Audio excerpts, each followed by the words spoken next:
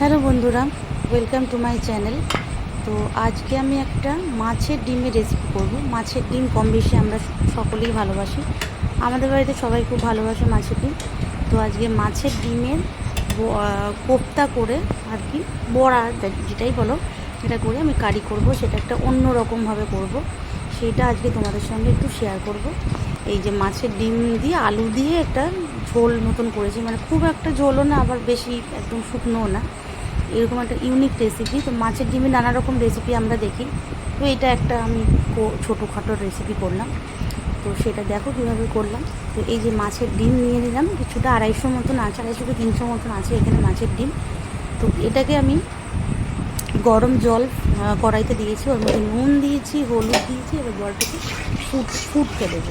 জলটা যখন ফুটে যাবে তখন এর মধ্যে ওই ডিমটা দিয়ে দেবো, দিয়ে মোটামুটি 2-3 মিনিট রেখে তুলে নেব। বেশি সেদ্ধ করব না, কারণ বেশি সেদ্ধ করলে ডিমটাকে মাখা যাবে না, তাহলে ভেঙে যাবে, গুঁড়ো গুঁড়ো হয়ে যাবে, শক্ত হয়ে যাবে ডিমটা মোটামুটি একটু জাস্ট কালারটা হালকা চেঞ্জ হবে। ডিমটাকে তুলে নিতে হবে বেশি। এই যে তুলে আমি ছেঁকে নিয়েছি, কারণ কোন ডিমটা তো ভেঙে গেছে।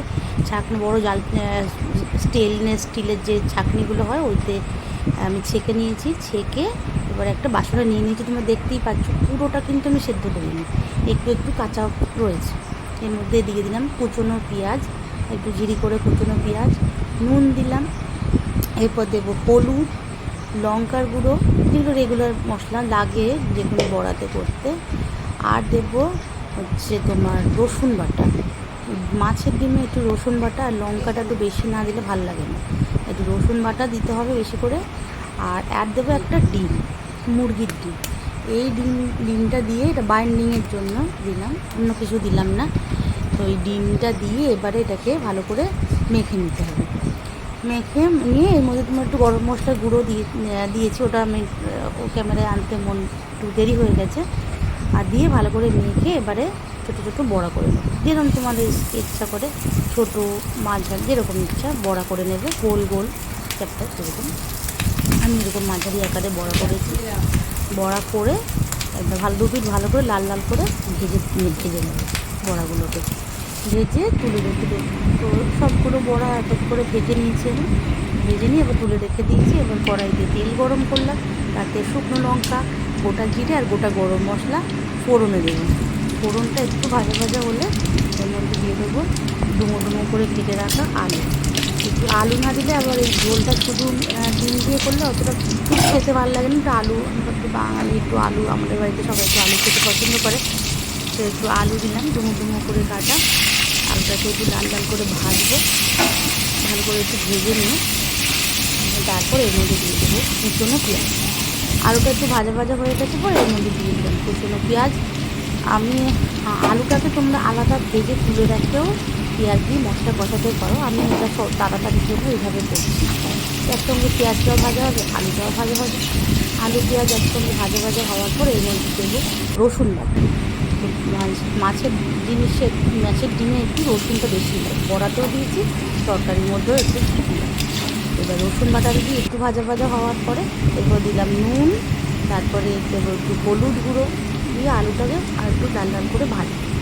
যত ভাজা হয় তত খেতে ভালো লাগে, লাল করে একটু পেঁয়াজ আলু একটু লাল লাল করে ভাজলে খেতে ভালো লাগে। এবার দেবো লঙ্কার গুঁড়ো।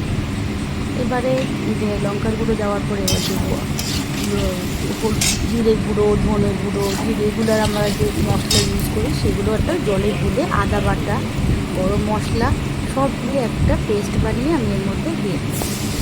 এটা জলে গুলে দিলে মশলাটা ভালো পুড়ে না, তাহলে আমি জলে লেগে অনেক সময় পুড়ে যেতে পারি, তো একটু জলে গুলে দিলে ভালো হয়। আমি এভাবেই এবার দিলাম টমেটো কুচি দিয়ে এবার এটাকে ভালো করে ভালো করে কষিয়ে তারপরে যে জল দিয়ে দিয়েছি, দিয়ে আলুটা যখন সেদ্ধ হয়ে আসবে, মোটামুটি সেদ্ধ হয়ে যাবে, তারপরে বড়াগুলো দিয়ে দিয়েছি আমি।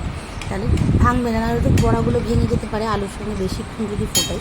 মোটামুটি একটু কিছুক্ষণ ফুটিয়ে ঝোলটা যখন একটু গাঢ় হয়ে যাবে এবারে নামিয়ে নেবো। গরম মশলার গুঁড়ো একটু দিয়ে দেবো উপর থেকে, দিয়ে এবার এই যে নামিয়ে নিয়েছি। এইভাবে বড়ার মাছের ডিমে বড়া তরকারি করে খেয়ে দেখবে, ভীষণই ভালো লাগে। আমার বাড়িতে তো ভীষণই ভালো খেয়েছে। আসলে আমি আমাদের বাড়িতে যা আমি রেগুলার রান্না করি সেটারই একটু ছোটোখাটো ভিডিও করার চেষ্টা করি। কোনো নতুন ভিডিও করার জন্য রান্না করি না, ঠিক আছে? তোমাদের যদি ভালো লাগে আমার চ্যানেলটাকে সাবস্ক্রাইব করো। ধন্যবাদ।